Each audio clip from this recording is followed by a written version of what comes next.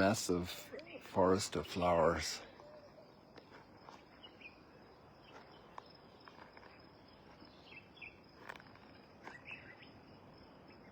Amazing.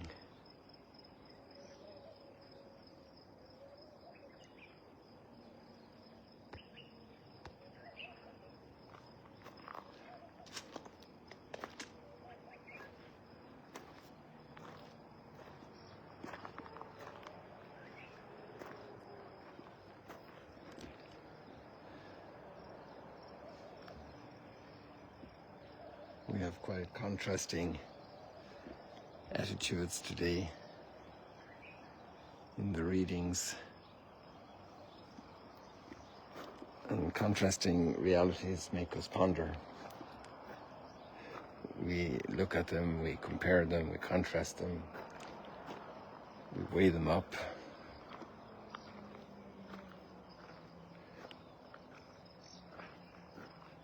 And we learn.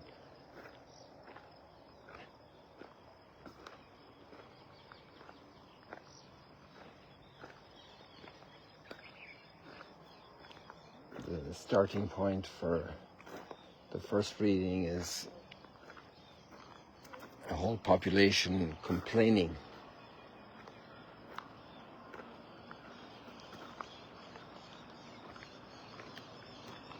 Crying out. We would prefer to go back to slavery rather than have to endure the trials of freedom.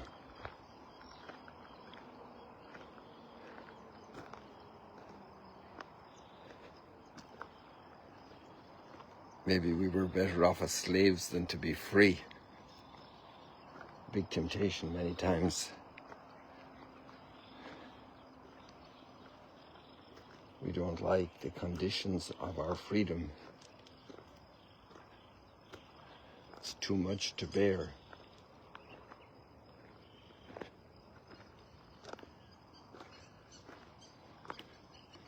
And then the leadership complains. God, I didn't create this people. It's your problem. And there's a lot of truth in the fact that God is the one who solves the problem. He comes to our aid. And so we sing with the psalm, sing with joy to God our help.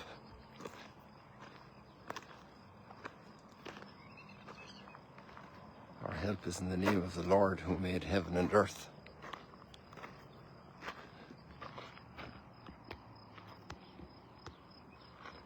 Our help is in the name of the Lord who made heaven and earth. Sing with joy to God our help.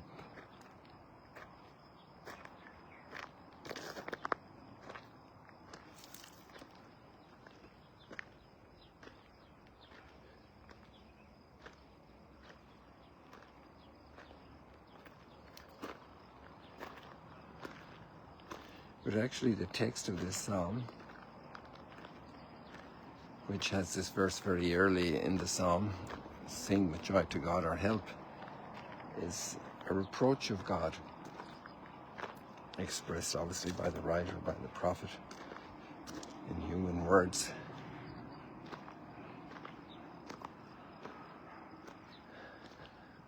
The difficulty of dealing with people with hardened hearts.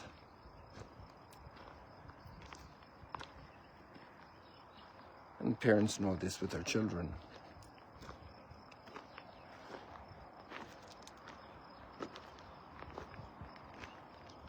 And also the challenge for parents to bring children from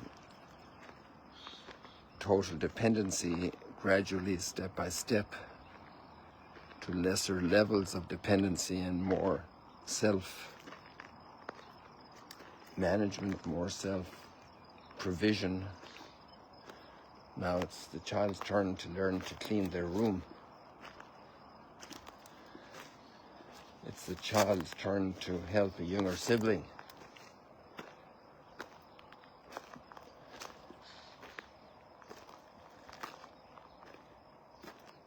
growth of the human being.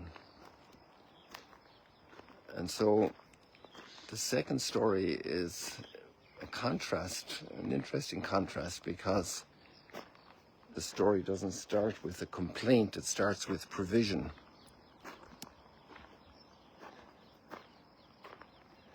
But it's an interesting provision, self-provision.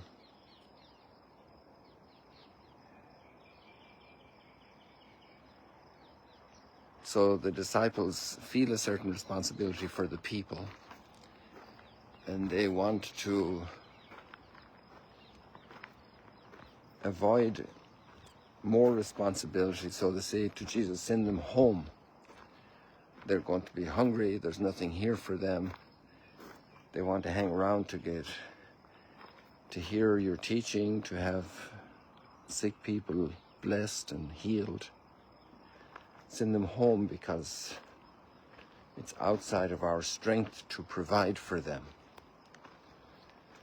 I imagine many times parents are at their wits' end how they will provide for their children, financially, medically. But in a way they can't send them home because they're at home. They're still without the means. That's the case of so many today for various reasons. Their homes are shredded, their resources are destroyed. Very difficult situation. Forced into migration.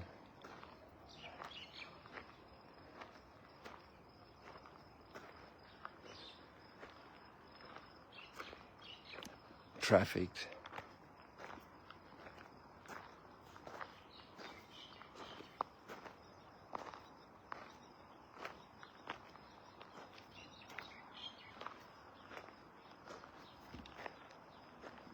And Jesus says, feed them yourselves. Give them to eat.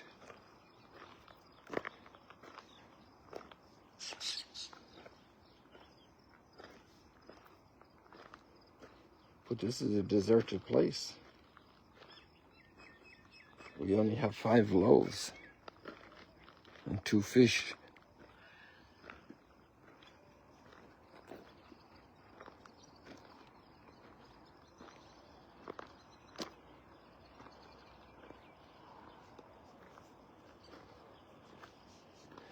And this was the cry always, the expectation for redemption. The expectation from redemption, where it comes from.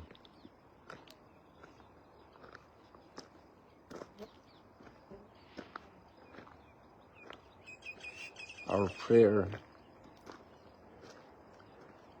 also must become words of action, actions that become words of prayer.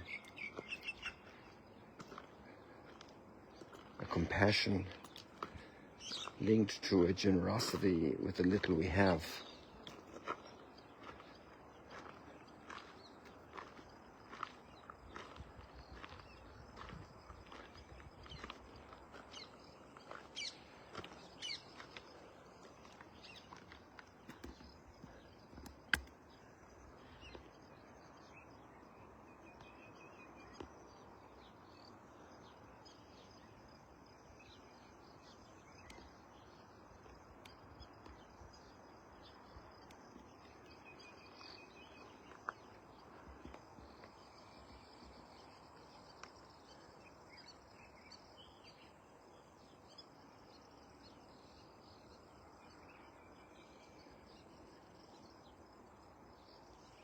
And they all ate and were satisfied. This compassion and generosity with the little we have was deeply connected to the prayer of Jesus, to the Father, thanking him.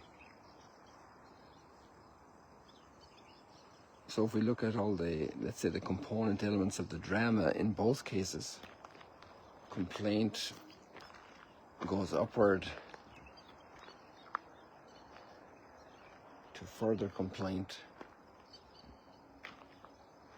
And the end of the story will probably be in tomorrow's reading. I didn't check. And the second story compassion,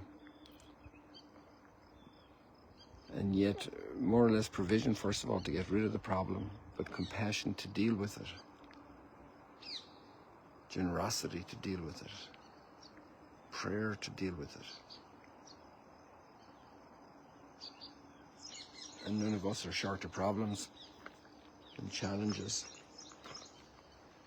So maybe we can get light from these accounts and inspiration.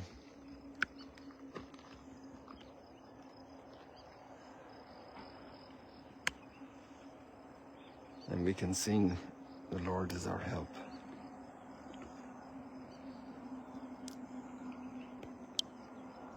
People, God bless you. See you later, alligators.